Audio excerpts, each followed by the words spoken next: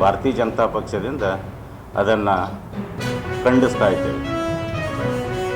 ಯಾಕಪ್ಪ ಅಂತಂದ್ರೆ ಅಮಿತ್ ಶಾ ಅವರು ಸಾಕಷ್ಟು ಡಾಕ್ಟರ್ ಬಾಬಾ ಸಾಹೇಬ್ ಅಂಬೇಡ್ಕರ್ ಅವ್ರ ಬಗ್ಗೆ ಇವತ್ತು ಅಮಿತ್ ಶಾ ಅವರು ಇರ್ಬೋದು ಅಥವಾ ನರೇಂದ್ರ ಮೋದಿ ಅವರು ಇರ್ಬೋದು ಅಥವಾ ಇಡೀ ನಮ್ಮ ಭಾರತೀಯ ಜನತಾ ಪಕ್ಷದ ನಾಯಕರು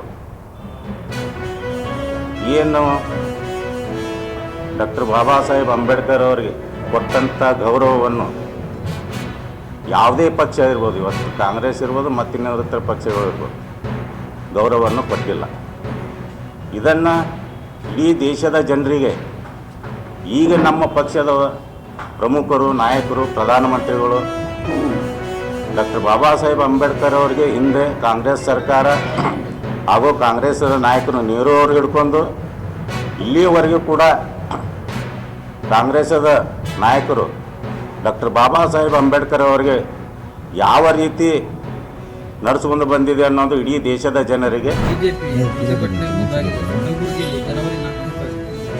ದೊಡ್ಡ ಮಟ್ಟದ ಪ್ರತಿಭಟನೆ ಅಂತಿದ್ದಾರೆ ಸರ್. ಹೇಗೆ ಸರ್ ಪ್ರಿಯಾಂಕ್ ಖರ್ಗೆ ಅವರ ವಿಚಾರಕ್ಕೆ ರಾಜೀನಾಮೆ ಕೊಡಬೇಕು ತಗೊಂಡಿಲ್ಲ ಅಂದರೆ ನೋಡಿ, ನಿನ್ನೇನು ಕೂಡ ನಾನು ಸ್ಪಷ್ಟಪಡಿಸಿದ್ದೇನೆ. ಪ್ರಿಯಾಂಕ ಖರ್ಗೆ ಅವರೇ ಸ್ಪಷ್ಟಪಡಿಸಿದ್ದಾರೆ. ಇದರಲ್ಲಿ ನನ್ನ ಪಾತ್ರ ಯಾವುದೂ ಇಲ್ಲ ಅಂತ ಹೇಳಿದ್ದಾರೆ. ಈಗ ನಾವು ಕೂಡ ಅದನ್ನು ಈಗ ಏನು CODಗೆ ಆದೇಶ ಮಾಡಿದ್ದೇವೆ. ತನಿಖೆಯಲ್ಲಿ ಏನು ಬರುತ್ತೆ ಅದನ್ನು ನೋಡೋಣ.